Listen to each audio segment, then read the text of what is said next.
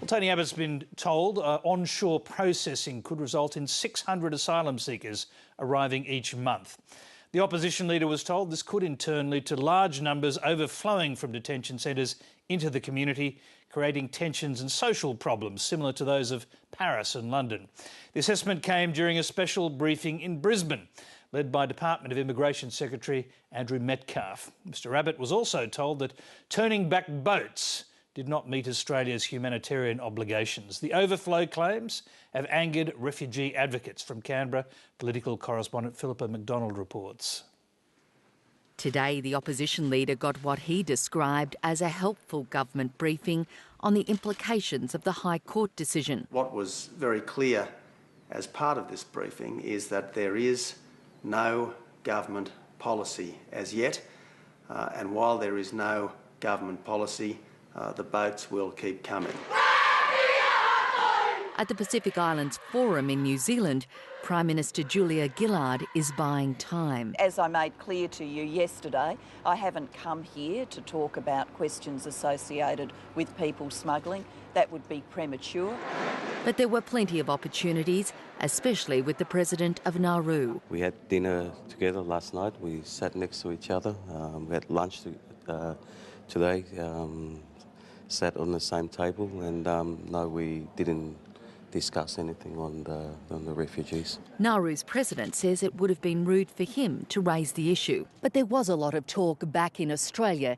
Even before Tony Abbott received his briefing, government sources were claiming that people smugglers were celebrating the High Court decision.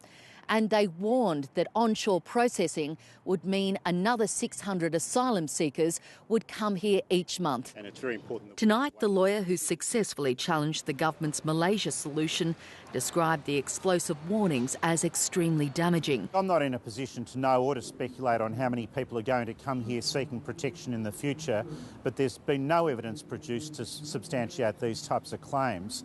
And what we do know from past experience is that the numbers of people coming here seeking protection are minuscule in global comparisons. And he says they only serve to fuel fear in the community. What they are unsubstantiated and irresponsible claims which are only likely to demonise people, to fuel hostility in betrayal of this rich history in this country of helping people and welcoming people in humanitarian need. Publicly, the Immigration Minister is maintaining that offshore processing is critical to stopping the boats, and Malaysia should be part of the solution. It's my advice and my position that offshore processing is part of a regional framework together with the other initiatives, and Australia taking more of a role in resettling refugees from our region is a proper disincentive to people getting on boats. All right.